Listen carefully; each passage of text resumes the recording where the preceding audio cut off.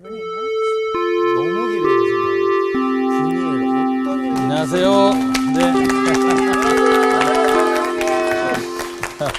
잘 지내셨어요? 네, 잘 지냈습니다. 한 주가 휘딱휘딱 가네요. 네. 아주 빠릅니다. 네. 오늘 창세기 강의 18번째 시간이죠. 네. 네.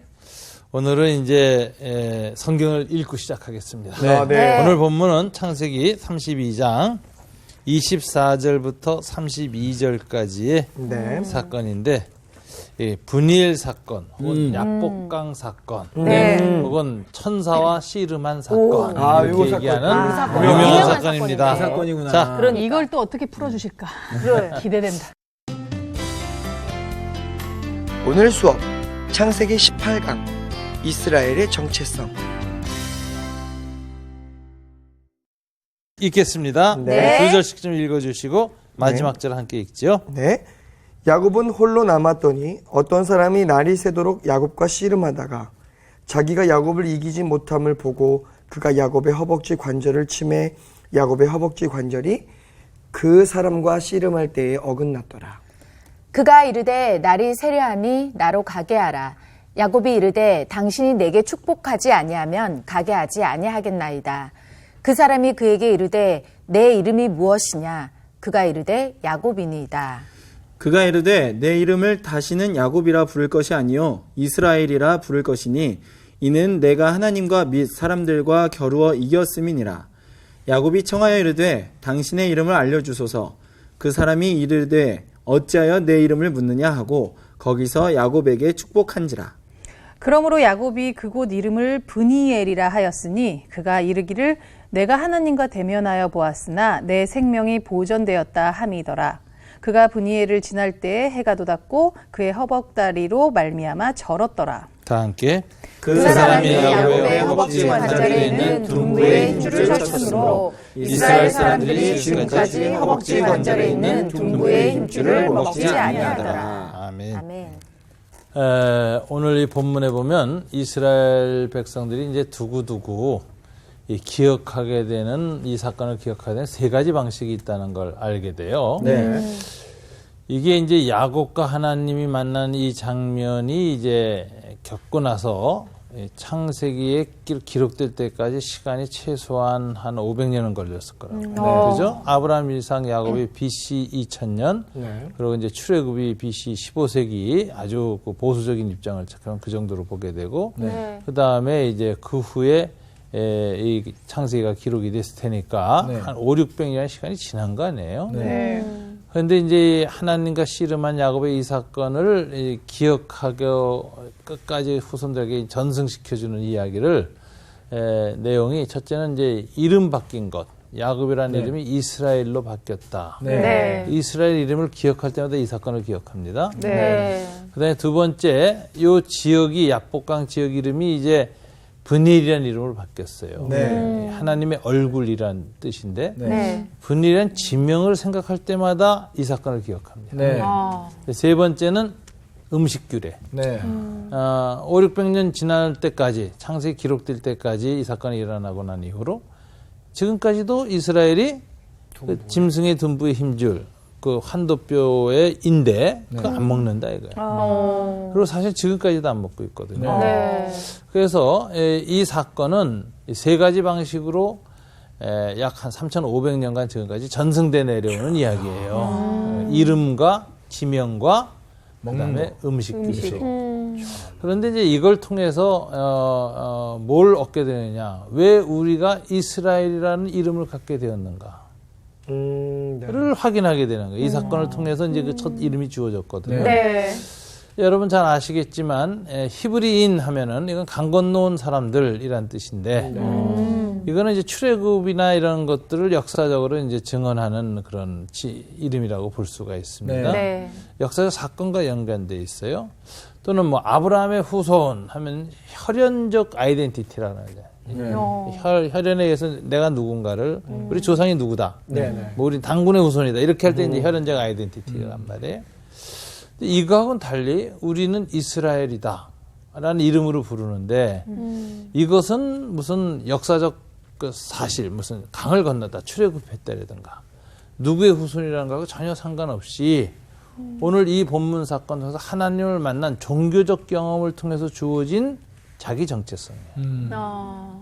그래서 이스라엘의 이스라엘됨이라는 건 종교적 자기 정체성을 획득하는 사건이다. 네.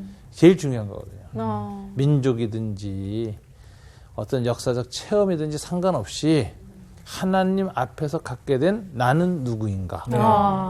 특별히 그 집단적 자아라 그래서 이스라엘의 공동체가 갖고 있던 자기 인식을 이스라엘이라고 얘기하거든요. 유대인들이 갖고 있는. 이것이 어떤 의미고 어떻게 형성됐고 어떻게 전승돼서 오늘날까지도 전 세계 유대인들이 자기네들을 이스라엘이라고 부르면서 혈연이나 역사적 상황을 넘어서서 하나님 앞에서 어떤 동등한 이 어떤 자아를 갖게 되는 거예요. 신앙적 자아가 형성되는 거예요. 이걸 보여주는 아주 결정적 사건입니다. 그래서 이제 오늘 본문을 저는 강의하면서 제목을 이스라엘의 자기 정체성, 자기가 누구인가를 확인하게 된 결정적 사건이 브니엘에서 일어났다. 지명으로는. 그리고 이때부터 야곱의 후손, 아브라함과 이삭과 야곱의 후손은 자기네들을 이스라엘이라고 부르는데 이건 신앙적인 명칭이었다. 신앙적 내용을 갖춘 결정적인 이스라엘 신앙의 핵심이 오늘 본문 사건 속에 있습니다. 오늘 이 사건을 중심으로 해서 정말 하나님 백성들의 신앙이란 무엇인가, 나는 누구인가 라는 측면을 한번 살피는 시간 됐으면 좋겠습니다. 네. 기대됩니다. 정말이요. 나는 누구인가.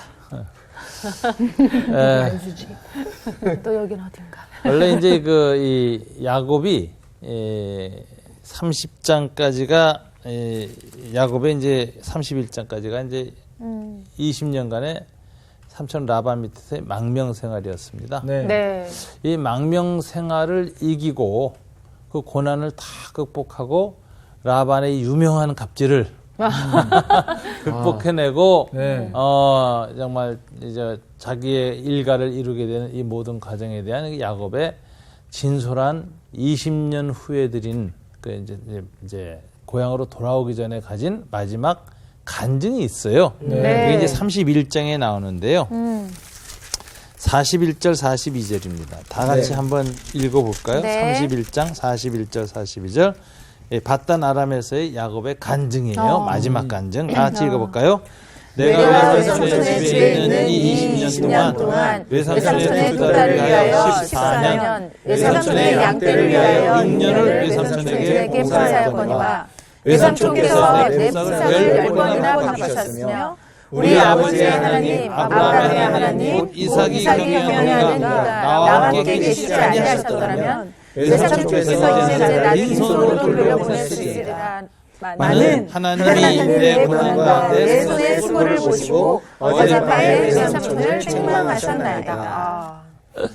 그 20년 갑질을 극복하게 된 유일한 원인이 뭐냐? 하나님 나를 돌보셨다. 진짜 입만을. 맞아. 오늘날처럼 이렇게 갑질 심한 사회에서 모든 을들한테 이 위로가 말씀이 되네요. 참 다시 한번 간증이 되는 네. 삶의 반전이 일어나길 주님 이름으로 축원합니다. 참 위로가 되는 말씀이에요. 네. 10번이나 이 노동계약을 바꿔대는 이 무시무시한 고용주의 이 학대를 넘어서는 이 야곱의 모습. 삼촌 많이 심했다. 예. 이게 뭐 이게 저 혈연도 아니지 이거 도둑놈이 그러니까요. 삼촌이라고 진짜. 뭐. 가족이 더 무서웠어. 그러니까. 자 이제 32장에 보면 이 하나님의 은혜로 드디어 바단 아람을 낳았습니다. 그죠? 나와서 이제 가나안 땅으로 돌아가는데 이제 돌아간 것이 단순한 어떤 자기 결심으로 이제 떠날 때가 됐다. 이제는 라반하고 갈등이 심해서 못 살겠다. 이런 그 차원에서 돌아간 게 아니라 내가 돌아갈 때는 하나님의 인도를 받고 하나님의 사인이 있어야 떠나야 되겠다. 이런 생각을 했던 것 같아요. 네. 그래서 이제 이 돌아올 때 보니까 하나님이 이 그 말씀하셔서 내가 떠났다라고 야곱이 하나님께 기도하는 것을 볼 수 있어요. 32장 9절 한번 읽어볼까요? 시작. 야곱이 또 이르되 내 조부 아브라함의 하나님 내 아버지 내 이삭의 아버지 이삭의 하나님 하나님 여호와여 주께서 전에 내게 명하시기를 내 고향 내 족속에게로 돌아가라 내가 내게 은혜를 베풀리라 하셨나이다. 하나님 이렇게 말씀하시니까 아멘 하고 이 말씀에 대한 순종으로 이제 바다나람을 떠나서 20년 만에 귀향하는 겁니다. 그러니까 이 귀향길은 믿음의 귀향이에요. 네. 선생님, 저 궁금한 게 사실은 저는 그 전부터 기억할 때는 그래서 다 자기 있는 재물이랑 다 아내랑 이렇게 먼저 뭐 보내고 그러잖아요. 지금은 이렇게 믿음으로 그렇게 했다고 했는데 두려워서 그냥 먼저 막 보내고 그러니까 이렇게 이제, 있어요 이렇게 한 거 아닌가요? 그러니까 이제 진행을 좀 지켜보자. 이제 네. 흐름을. 앞서갔네. 하여튼 이제 믿음으로 아니 그런 질문을 던지는 게 좋죠. 평소의 의문이니까 믿음으로 출발했어요. 이건 굉장히 좋은 거예요. 근데 하나님은 항상 탕자의 귀향에서도 네. 믿음으로 돌아오는 그 아들, 자기 백성을 굉장히 웰컴하십니다. 정말 환대하세요. 그 예수님의 비유에서도 보면 매일 집 밖에 나가서 지평선 바라본 사람이 누구냐? 아버지예요. 그리고 아들이 돌아오는데 아직 상거가 먼데 서로의 거리가 멀다.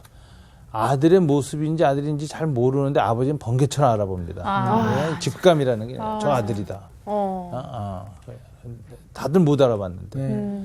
그다음에 아들은 아버지인 줄 못 알아봤는데 아버지는 먼저 알아보고 먼저 달려서 끌어안는 게 아버지예요. 그러니까 아버지가 그 심장이 약할 텐데 그냥 막 정신없이 달려서 끌어안는데 이게 이제 성부 하나님의 모습으로 그려지거든요. 성자 예수님이 하늘에 계신 우리 아버지는 인간들에 대해서 이런 태도를 갖고 계시다. 그래서 하나님의 휴머니즘, 디바인 휴머니즘이라고 그러는데 인간 사랑을 그렇게 예수님이 표현을 해요. 그 하나님이 오늘 야곱을 기다리시는 거예요. 돌아오는 거예요. 그러니까 믿음으로 그 말씀에 순종해서 돌아오기로 결심할 때 그 굉장히 기쁘게 받으셨어요. 네. 그래서 웰커밍을 해요. 환영회를 해요. 32장 1절 2절입니다. 무슨 일이 벌어지느냐 돌아오는 야곱을 하나님 맞이하시는데 야곱이 길을 가는데 하나님의 사자들이 그를 만난지라 야곱이 그들을 볼 때 이르기를 이는 하나님의 군대라 하고 그 땅 이름을 마하나임이라 하였더라. 마하나임은 이중 군대라는 뜻입니다. 그 땅 이름을 이중 군대라고 그랬어요. 야곱이 갑자기 돌아오는데 영안이 열린 거예요. 그래가지고 하나님의 천군 천사를 본 거예요. 그전에는 안 보였는데. 근데 천군 천사가 탁 야곱을 돌아오는 야곱을 환영하는 환영 행사를 하는 거예요. 그런데 이중 군대였어. 두 겹으로 다 야곱을 호위하는 거예요. 멋지겠다. 이게 하나님 환영식이었거든요. 그러면서 그 이름을 마하나임 이중 군대라고 이제 이름을 짓는데 이게 무슨 의미냐? 내가 너를 보호하겠다. 내가 이제 믿음으로 내 말씀에 순종하여 20년 만에 돌아오니 내가 너를 이 땅에서 이중 군대로 지키고 하늘 군대로 보호하겠다. 하나님의 정말 행위 계시라는 거예요. 이게 하나님 행동으로 계시하시는데 이런 그 환상을 보고 나면 이제 야곱이 굉장히 그 믿음이 고양됐을 거 아닙니까? 흥분하고. 근데 이제 그 다음 본문을 보면 이제 아까 말씀하신 이제 갸우뚱하는 상황이 옵니다. 고대 대상들은 이제 양떼를 이끌고 다 여행을 할 때 항상 척후병을 한 일주일 앞, 뭐 5일, 3일 앞에 이렇게 미리 보냅니다. 이 사람들은 말 타고 미리 타 가서 앞에 뭐가 있냐, 없냐. 그리고 이제 다음 쉴 때를 정하고, 요때까지 양떼가 오면은, 그쯤에서는 쉬고 물을 줘야 살아남는다. 그리고 그 다음에 또, 이걸 다 미리 계획하고 앞에 이걸 살피는 척후병이 가요. 근데 이거 이제 야곱도 척후병을 보냈잖아요. 이제 큰 거부가 돼서 돌아가는 판이니까 소떼 양떼를 거느리고. 근데 이제 척후병이 딱 돌아와서 이제 하는 말이 큰일 났습니다. 당신의 형 에서가 400명의 자객 특수부대를 이끌고 지금 에돔 산지에서 출발했는데 보니까 기세가 흉흉하고 아무 말도 안 하고 침묵 속에 폭풍처럼 다가오는데 이거 큰일 났습니다 하는 복을 딱 받아요. 그래서 지금 두려워하는 것을 볼 수 있어요. 두려워해. 그래서 이제 6절에 보니까 사자들이 야곱에게 돌아와 이르되 우리가 주의 형 에서에게 이른즉 그가 400명을 거느리고 주인을 만나려고 오더이다. 야곱이 심히 두렵고 답답하여 하죠. 네. 굉장히 두려웠다. 네. 공포에 질렸다. 예. 형이 이제 군대를 입고 출동을 했어요. 원한을 안 입고. 자, 이런 상황이 됐으면 저 같은 경우는 좀 그래도 하나님이 방금 전에 그 이중 천사 군대를 보였으니까 하나님이 다 해결하시겠지. 그럴 것 같은데 야곱은 안 그렇습니다. 이제 이게 머릿속 믿음하고 무의식의 반응은 다른 거예요. 머릿속은 그래야지 하지만 무의식에는 자기가 오랫동안 해왔던 그 신경계통의 그 고정된 그 구조가 있어요. 자기의 그 약점이죠. 야곱은 원래 예민한 사람이에요. 순간적으로 딱 보니까 이거 어렵구나 하면서 믿음으로 반응 안 하고 오랫동안 살아온 자기 삶의 방식이 다시 나옵니다. 이럴 때는 어떻게 해야 될까? 또 형을 속여 넘겨야 되겠다. 그런데 인간적인 이제 계략을 딱 전략을 세우는 거죠. 그래서 어떻게 하느냐? 이번에는 형을 전에는 정말 팥죽 한 그릇이지만 이제 형이 흡족할 만큼 뇌물로 넘겨야 되겠다. 훅 가겠네, 이제 또 형. 소떼 양떼를 막 세떼 네떼로 나누는 거예요. 그래 놓고서 딱 첫 번째 때를 보내는 거예요. 야곱이 당부를 해요. 목자한테. 에서가 와서, 내 형 에서가 와서 이게 뭐냐라고 묻거든. 이렇게 꼭 말해. 그래서 이렇게 얘기합니다. 당신의 종 야곱이 주 에서에게 바치는 예물입니다. 넘어가겠네. 훅 가겠어, 그냥. 주라는 표현을 했어요. 굉장한 거 아주 고대 사회에서 쉽게 하기 힘든 표현을 아주 쫙 엎드려서 하니까 종이라고 이 표현하고. 에서가 기분이 안 나빠요. 부하들 앞에서 체면이 산 거야. 부하들도 다 알아. 우리 주인이 왜 이렇게 갑자기 두령이 소집하고 가는 거야. 그 형 속이고 도망간 그 야곱이라는 놈이 돌아온다는데 그 지금 치러 가는 거야. 가자! 그러고 쫓아나왔는데 부하들 앞에서 착 당신의 종 야곱이 주 에서에게 드린 예물입니다. 이러니까 체면이 살잖아요. 부하들 앞에서. 나 기분도 좋아지잖아요. 이놈이 그래 날 안 잊었네. 그럼 이제 1층 와나. 또 갔더니 또 두 번째 때가 와. 이건 또 누구의 거냐? 그랬더니 나와서 당신의 종 야곱이 주 에서께 드린 예물입니다. 3번을 하는 거예요. 그러니까 이제 3세번이라고 세 번째 되면은 마음이 풀어집니다. 참 그래도 이놈이 참 기특하게 내 동생이 그래도 형을 옛날에 철 없을 때 그렇게 날 괴롭히더니 이놈이 그래도 철이 났구만. 뭐 이 정도 생각이 딱 됐는데 마지막에 누가 들어오느냐? 여자 넷하고 애들 12명이 그냥 들어오는 거야. 뒷나라는 여자애도 있고 말이야. 쫙 들어오더니 갑자기 여자들이 시아즈버님 처음 인사드립니다 하고 야곱의 넷이 제수씨들이 착 인사를 하는 거야. 그리고 나서는 애들이 왁 달라붙어 큰아빠 무너진다. 그래 어때 거기다 칼질을 하냐고. 아무리 악랄하고 잔인하고 원한이 심해도 야곱이 그렇게 다 전략을 세워서 보내기다. 그리고 이제 오늘 본문이 이제 재미난 게 그리고 밤에 혼자 야곱이 맨 뒤에 남았다. 요거 참 묘한 태도죠. 무슨 태도일까요? 형이 그래도 화가 안 풀리고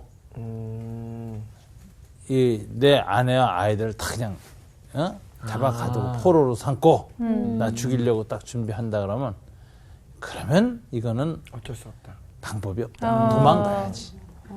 자기 혼자 두 발로 튀려고 혼자 하는 도망갈 태도에 굉장히 치사하죠. 뒤에 멀찌감치. 내가 그걸 그래서 혼자 얘기한 거래. 혼자 남은 다른 생각을 했어요. 혼자 남은 거예요. 혼자 남은 건 여차직하면 두 발로. 근데 이게 야곱은 이게 이런 자신이 있는 게 나만 살아남으면 다 나중에 반전할 수 있다. 아주 불굴의 사람이죠. 나만 살아나면 나중에 다 해결할 수 있다. 일단 내가 살고 봐야지.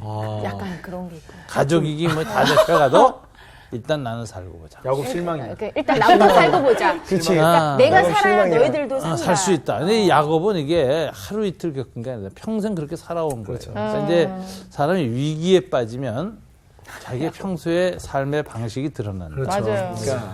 점잖을 땐 몰라요. 맞아요. 돈 있고 여유일 땐 그 인기가 안 드러나. 그치. 마지막 딱 들어가면 베끼는 거예요. 사람이. 그러니까 이제 죽느냐 사느냐 할 때 베끼는 거예요. 맞아. 남의 책가방 뺏어서 낙하산으로 알고 뛰어내리는 거예요. 나 먼저 살자 그러고. 인생이 그런 인격들이 있어요. 그러니까 이제 야곱도 우리가 야곱 얘기를 하지만 사실은 우리 모습이에요. 그렇죠. 위기에 빠지면 평상시의 삶의 방식이 노골적으로 드러나요. 맞아요.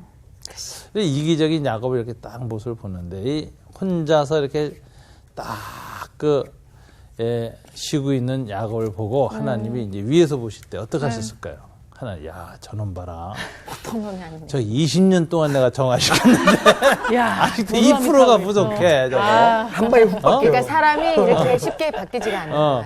저거 뭐 간증도 하고 뭐 간증 집회도 하고 그러니까. 여러분처럼 뭐 찬양 집회도 하고 하지만 그치. 아직 2%가 안 됐어. 맞아. 하나님 안타까운 거예요. 네. 그래서 하나님이 마지막 2%를 채우기 위해서 직접 야곱에게 개입하시는 사건이 이게 분이엘의 사건이에요.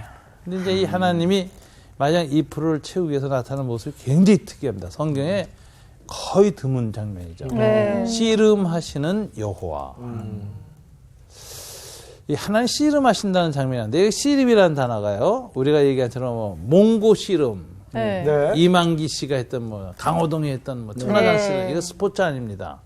이 씨름이라는 단어는 오늘날 보면 사실 격투기에 가까워요. 아주 경력. 왜냐하면 마지막에 하나님이 필살기로 쓴 게 뭐 간절기라 그래가지고 힘줄을 뚝 끊어버렸잖아. 간절을 꺾었거든. 그러니까 이건 굉장히 격렬한 데다가 원래 이 단어는 이 영어 번역 성경에 보면 레슬링으로 돼 있어요. 근데 이게 씨름이나 레슬링이 아니라 전체 어감을 보면 죽이려고 덮치는 거야. 근데 옛날에 이 중근동 지역에서는요. 대상들이나 나간 애들이 길을 가면 길의 숙소라는 지명이 있어요. 그 창세기 이제 4장, 출애굽기 4장에 나오는데 모세가 아내 십보라와 함께 애굽으로 돌아갈 때 길의 숙소에서 자매 이렇게 돼 있거든. 그러니까 이제 길거리에 뭐 여관이 없었으니까 옛날에는 이렇게 평평한 곳에 모닥불 피워놓고 또 물 있는 곳에 또 소떼 양떼 가족들 데리고 자요. 그런 이제 자는 자리가 있는데 이런 자리의 위기가 뭐냐? 가끔 강도가 나타나요. 그래서 죽이고 빼앗고 약탈당하거든. 그래서 굉장히 그 이제 쉴만한 곳이면서도 강도 출몰이 심한 곳이에요. 야곱도 지금 약복강가가 그런 자리예요. 이제 거래소 자리인데 하나님이 갑자기 하나님인 줄 몰랐죠. 뭐로 나타나면 이 길강도로 나타난 거야. 그래 아주 자고 있는 야곱을 올라타고 팍 죽이려고 눌러대니까 야곱이 으악 하고 일어나서 막 붙들고 격투기를 벌이는 장면이 밤새 되는 거예요. 이게. 그러니까 하나님이 씨름하는 모습으로 나타나는 장면은 성경 전체 딱 2번밖에 없어요. 오늘 이 본문하고 모세가 애굽으로 돌아가는 그 출애굽기 4장에도 또 하나님이 씨름하러 나타나셔서 모세를 죽이려고 했다 이렇게 되거든요. 출애굽기 4장에 보면. 그래서 그 아내 십보라가 모세가 죽을 판이 되니까 할 수 없이 마지막에 그 두 아들에게 할례를 거부해다가 히브리인들 조상의 하나님의 종교적 전통에 따라 아브라함과 이삭과 야곱의 언약에 따라 할례를 행합니다. 그러자 이제 모세를 죽이려고 했던 하나님이 떠나는 사건이 나와요. 이거가 똑같은 사건이에요. 이 두 사건은 성경 해석을 우리가 할 때 보면 이제 공통점이 있다는 걸 발견해요. 첫째는 귀향, 돌아간다. 오늘 야곱은 믿음으로 가나안 땅으로 돌아가고 모세는 떨기나무 가운데 임하신 하나님을 만나서 그 하나님의 말씀에 순종하여 고난받는 자기 백성에게로 돌아가. 근데 둘 다 두 번째 공통점이 또 있어요. 적대자가 있어. 하나는 형 에서가 있고 하나는 파라오가 있어. 어렸을 때 왕궁에서 같이 자랐고 왕의 후계 서열 2위였는데 형이 그 히브리인인 게 드러나서 황자가 됐고 서로 원수 관계에 있는 그 파라오가 있어. 아주 적대적인 강력한 적대자가 있다. 네. 이게 두 번째 공통점이에요. 네. 세 번째는 둘 다 2%가 부족하다. 돌아가긴 돌아가는데 아직 뭔가 덜 됐어. 신앙이. 그래서 이제 그것이 회복되고 완성되어질 때 이제 하나님이 떠나시는 모습이다. 씨름하다가. 그래서 이제 모세는 하나님에 대한 헌신의 결단으로 다시 언약을 재확인하는 헌신의 맹세로 이제 자식들의 그 할례를 행하고 그 다음에 이 야곱은 이제 오늘 이 사건을 드러내는데 이게 이제 세 가지 공통점이 있어요. 그래서 이제 이 사건의 의미는 씨름하신 하나님은 뭐냐면 이 하나님이 쓰시고자 하는 사람을 마지막 신앙을 결정적으로 변화시키는 마지막 마무리 사건이 이제 이 본문에서 시작된다. 그래서 야곱의 생애에서 야복강 사건은 결정적인 것입니다. 저는 뭐 그런 얘기도 해요. 뭐 교인들한테도 그렇고 자기 신앙에 야복강이 있는 자는 복 있는 자다. 야복강 체험은 누구한테나 필요하다. 네. 한 번은 결정적인 선을 넘어가야 된다. 그때부터 비로소 우리는 온전한 헌신이라는 게 무엇인지를 배우게 된다. 야곱이 이제 거기 이른 겁니다. 하나님 위에서 내려다보니까 아직 부족하다 이거야. 저런 속임수, 저런 인간적인 계략을 가지고는 에서와 잠시 화해할 수 있을지 모르지만 결정적인 에서와의 마음속에는 응어리진 그 증오, 그 불신, 그 원수됨을 해결할 길이 없어요. 네. 안 돼요. 네. 안 되는데 안 되는 짓을 하고 있는 걸 보는 거야 하나님이. 안 되겠다. 내가 내려가야 되겠다. 저 야곱이 먼저 변해야 되겠다. 에서가 문제가 아니다. 저래 갖고는 안 된다. 그래서 이 믿음의 당사자인 야곱을 완전한 하나님의 사람을 변화시키기 위해서 오늘 씨름하시는 모습으로 나타났습니다. 자, 이 씨름이 뭐 거의 죽이려는 행동이라고 그랬죠. 자, 야곱이 얼마나 놀랐을까요? 아차차 싶었겠죠. 네. 아이, 목동들도 있고 종들도 있는데 다 옆에 있어서 이게 안 덤볐을 텐데. 인간적인 계략을 그렇게 다 보내고 맨 마지막에 나 혼자 도망가려고 비겁하게 딱 남았는데 이게 약점 실수였어. 밤에 덮침을 당한 거예요. 그러니까 이제 있는 힘을 내서 밤새도록 싸운 거예요. 그런데 이제 새벽이 돼서도 야곱이 하나님께 굴복을 안 하니까 하나님 마지막 한 수를 쓰죠. 신적 초능력을 사용합니다. 그때서야 새벽이 돼서 그래서 손을 딱 야곱의 환도뼈에 댔더니 순식간에 초능력이 나가면서 환도뼈가 위골돼서 탁 무너지게 됐고 그 사건을 체험하면서 야곱은 이분이 단순한 강도가 아니라 신적 존재구나 하는 걸 깨닫게 돼요. 신성을 느끼게 돼요. 그 마지막 사건이 나오는데 여기서 이제 묘한 게 있어요. 하나님 왜 맨 처음 만나는 순간부터 안 썼을까? 그러니까요. 하나님이 능력의 장풍으로 막 쏴버려서 그냥 나가 떨어지고 벌벌벌 하고 빨리 굴복했을 텐데 긴 시간 동안 그냥 인간인 것처럼 싸웠단 말이에요. 맞아요. 그러다 더 새벽녘에나 했다고. 근데 이게 하나님 방식이에요. 하나님 맨 처음부터 초능력을 쓰시지 않습니다. 하나님 우리를 연단시키고 깨닫게 하실 때는 일반 은총으로 아주 자연스러운 방식으로 우리를 압력을 가하기 시작했어요. 재수 없는 일이고 우연한 일이고 왜 난 자꾸 이런 일이 생길까? 재수 없게.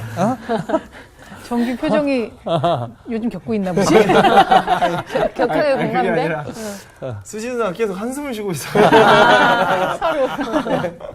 그래서 이 영성이 예민한 사람들은 일상적인 방식으로 하나님 압력이 가해질 때 알아챕니다. 이거 요즘 하나님께서 뭔가 날 누르시는구나.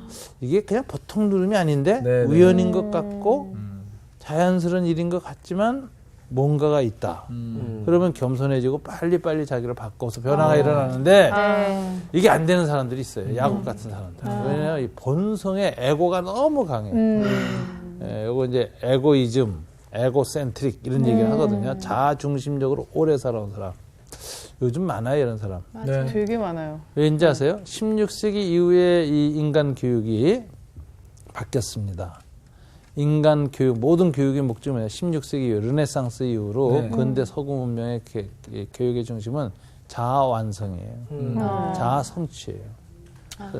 자기를 성취시키는 거예요. 자기를 꿈을 성취시키고 자기의 인생에 성취시키는 어떻게 해야죠? 자기를 강화시켜요. 예수님이 보기엔 이건 좀 잘못된 거죠. 예수님은 인간의 진정한 자기 완성은 자아 실현이나 자기 강화에서 오는 것이 아니라 네. 자기 부인, 셀프 데니얼에서 온다. 네. 이 세상과는 거꾸로예요. 네. 16세기 이후의 서양 교육 철학과는 정반대의 철학을 예수가 가르쳐요. 오늘날 인간들이 이렇게 자기 성취를 무섭게 하고 자기 개발서를 무섭게 읽으면서도 네. 계속 우울증에 시달리고 국민소득 2만 불, 3만 불 넘어갈수록 열등감이 더 많고 그다음에 엘리트들일수록 약 먹고 자살하는 이유가 많은 거가 왜 그럴까? 왜 자살이 이렇게 많은 사회가 됐을까? 대한민국이 지금 세계 OECD 국가 중에 자살률 세계 1위고 청년 자살률은 또 탑입니다. 왜 그럴까? 너무 자아 성취를 강조하는 압축 성장 50년을 겪었어요. 너무 강한 경쟁. 그래서 굉장히 불행한 세상이죠. 거기서 벗어나는 길은 뭐죠? 자기 부정을 노력하는 거. 맞아요. 하나님 보니까 야곱은 자아가 너무 강해. 그래서 일상적인 씨름으로는 이놈이 안 무너져. 네. 끝까지 버텨. 그러니까 막판에 탁 해서 무너뜨려요. 그때서야 신인 줄 알아. 아, 이분이 하나님이구나. 네. 자, 그러면은 아이고 하나님 잘못했습니다. 이래야 되는데 네. 야곱은 저희 자아가 더 무섭게 나와요. 야, 한도뼈는 신적 존재가 딱 쳐서 부러져서 이제 에서한테 도망도 못 가. 막판은 두 다리 하나 믿고 도망가려고 치는 게 사는 길이다. 완전 카드였는데 이게 무너졌어. 네. 이판사판이에요. 딱 붙들고 그래서 축복해 주십시오. 다리 부러뜨린 사람이 책임지시오. 그리고 확 매달리는 거예요. 네. 자, 이런 야곱의 모습을 보이는데 이제 하나님 반응이 굉장히 독특합니다. 날이 세려하니 나로 가게 하라 이래. 이거 이상하잖아요? 네. 그러니까요. 하나님이 새벽을 두려워해. 그러니까 아니 뭐 귀신도 아니고. 도깨비도 아닌데, 그러니까. 드라큘라도 아닌데, 이 신은 이 야복강 신은 드라큘라 아닌가 하는 생각이 들 정도로 아니 새벽이 오는 걸 두려워해서 가게 하라 그래. 이거 어떻게 해석해요? 세계적인 난제입니다. 구약성경. 되게 그렇구나. 여기에 대한 수십 가지 해석이 있는데요. 네. 가장 제가 마음에 드는 해석은 이제 폰 라트라고 하는 전후세계 세계적인 구약학자였죠. 독일에. 이분은 루터파 계통이에요. 네. 구원론적 해석을 하는 분인데 구속사 해석이 가장 잘하는 것 같아요. 제가 보기에 이게 이런 식입니다.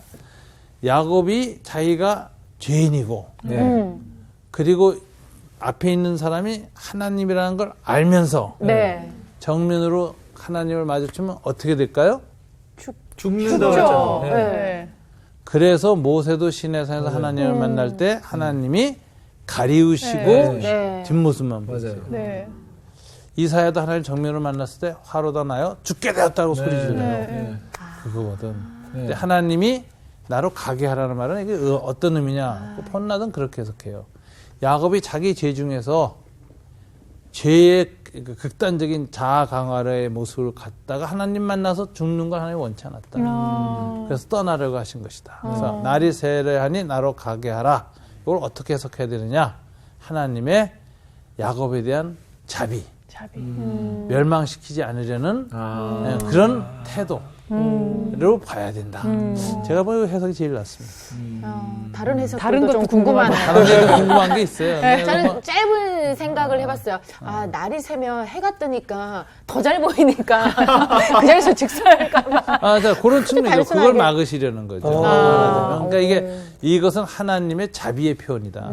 얘기하는 게 이제 이 독일 구속사 학파 해석인데 이게 가장 적절한 것 같아요. 자,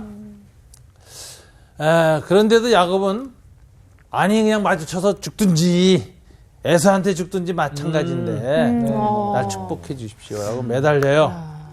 원래 축복은 약한 자가 강자한테 구하는 거죠. 야곱이 지금 씨름에서 져서 한두 뼈가 위골된 상태에서 하나님께 이제 축복을 구합니다. 그럼 이제 하나님이 이런 태도를 보이는데 27절에 뭐라고 하냐면 아주 묘한 말이 또 나요. 네 이름이 뭐냐?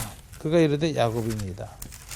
아니 하나님 지금 이게 야곱인지 모른다는 거예요? 모르고 덮쳐주셨어? 덮쳐보니까 야곱이네. 아이쿠야. 하나님 심심하면 덮치러 오나? 아무나? 예, 그게 아니라 이걸 어떻게 이름을 무엇이라고 묻는 것은 이제 성경에 항상 나오는데 이름을 묻는다는 것은 상당히 본질에 대한 파악입니다. 그래서 이제 아담이 짐승들의 이름을 지어줄 때도 그런 거고요. 그다음에 이제 하나님 이름 지어주는 장면 많죠. 아브라함 아브라함으로 바꿔줘요. 사라 사라 바꿔줘요. 이거 다 보면은 이름을 바꿔주는 행위는 그 사람의 삶의 본질을 바꾸는 행위예요. 예수님도 베드로한테 내 이름을 다시는 시몬의 아들 이 베드로라 하지 말고 정말 네가 베드로라고 하라, 게바라 이름 바꿔주죠. 네네. 그 이제 그의 나중에 신앙 고백과 반석이라는 이름을 지어주는데 그 본질을 바꾸는 행위입니다.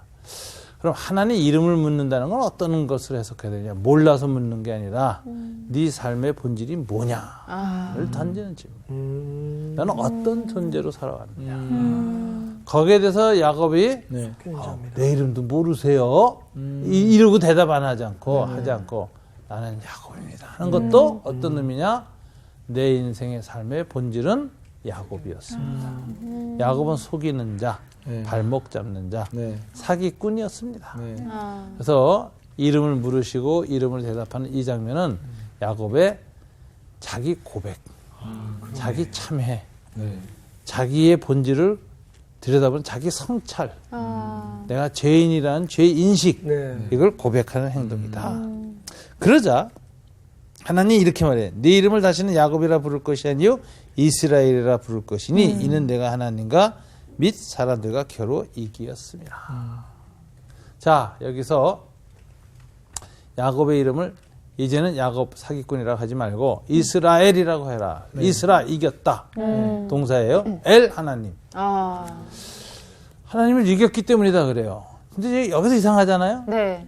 자, 하나님이 씨름해서 졌습니까? 이겼습니까? 이겼어요. 이겼죠. 그래서 야곱이 강자한테 승리한 자한테 축복을 구하는 단계까지 갔잖아요. 네. 근데 하나님이 거꾸로 네가 이겼다라고 해줘요. 이름을 바꿔줘요. 이건 무슨 소리죠? 져주시는 거예요. 이겼지만 져주세요. 근데 언제 져주시죠? 자기 고백을 할 때. 나는 야곱입니다라는 고백을 할 때 하나님은 져주십니다. 우리가 죄인이라고 고백할 때 주님은 용서하십니다. 하나님은 사랑의 하나님이기 때문에 고백에 약해요. 하나님은 영원한 사랑의 로맨티스트라고. 고백만 하면 눈물을 글썽거리고 몽땅 거시는 분이야. 이 야곱입니다 라는 이 고백 옆에 하나님은 그래, 그렇다면 이젠 져주지. 그 고백에는 내가 져주겠다. 나는 이제 이름을 속이는 자, 수단 방법을 가리지 않고 속여서 이기려고 했던 그런 자라고 하지 마라. 나는 이제 이스라엘, 하나님을 이긴 자다. 근데 어떻게 하나님의 은혜를 받고 하나님의 사랑을 회복하고 새로운 삶을 열어가느냐? 고백을 통해서 나는 져줄 것이다. 이걸 이제 체험하는 거예요. 그래서 이스라엘이라는 이름을 통해서 야곱의 후손들이 두고두고 히브리인들이 신앙의 정체성을 회복하게 된 사건. 이게 이 사건입니다. 그래서 오늘은 그 이스라엘이라고 이름을 바꿔주시는 씨름하시는 하나님의 축복을 우리가 생각하면서 이스라엘의 자기 정체성이 무엇인가. 이 분이엘이라는 지명에서 일어난 첫 번째 사건은 하나님의 그 이겼다. 하나님이 져주신다. 그건 고백을 통해서 져주신다. 저와 여러분도 다른 방식으로 하나님이 우리에게 정말 사랑의 져주심을 해주시는 그 일을 만들 방법이 없어요. 고집으로도 안 되고 힘써도 안 되고 아주 이기적인 자기 강화를 통해서도 되지 않습니다. 오직 자기의 모습을 직면하고 자기를 부인할 때, 자기를 인정할 때 그때 하나님 져주시고 우리의 힘과 능력으로 자기 강화로 이루지 못한 삶의 2%를 채우시는 거예요. 이때 인간은 행복해지는 거예요. 이때 인간은 완성이 되는 거예요. 이때 인간은 자유로워지는 거예요. 이것이 저는 이 사건이 두고두고 지금까지 4,000년 동안 BC 2000년에 일어났던 이 사건이 하나님의 백성들의 이스라엘이라는 신앙의 자아를 형성하고 반복하고 재생산되는 그런 사건이었다라고 저는 말씀드리고 싶어요. 여러분들에게도 이 하나님이 져주시는 일이 더욱 자주 여러 번 일어나길 주님 이름으로 축원합니다. 네, 감사합니다. 감사합니다. 네, 감사합니다.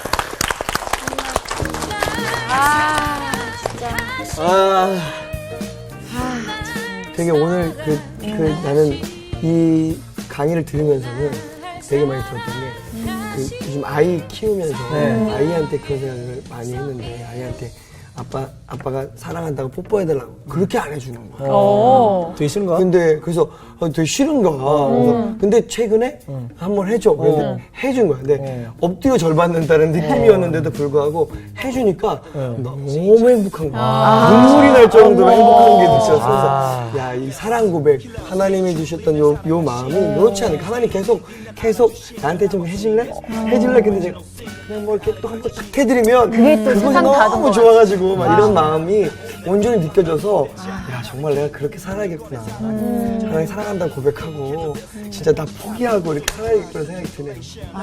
말을 먹어버렸어. 아니 진짜 그 오늘은 진짜 야곱 제 모습이 야곱 같고 머리 이렇게 많이 생겼어요. 네, 진짜 참 많이 반성하게 되고 너무 정말 선생님 말씀하시는데 푹 빠져가지고 맞아. 이렇게, 빨려 들어가서 저기까지 갔어 이미. 자, 이제 얘기들 다 끝났죠. 네. 빨리 가봐야 될 것 같아요. 왜요? 은밀하게 하나님 앞에 제가 고백할 것들이 너무 너무 많아서. 많아. 네. 갑시다. 가야 그렇게 된다. 살아갑시다. 네. 좋아요.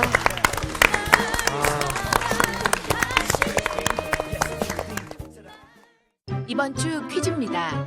땅을 기업으로 받은 슬로그아셋 딸들은 어느 지파일까요? 1번 단, 2번 문하셋, 3번 에브라임. 정답을 아시는 분은 CBS 성서학당 홈페이지에 정답을 올려주시거나 우편으로 보내주시면 됩니다.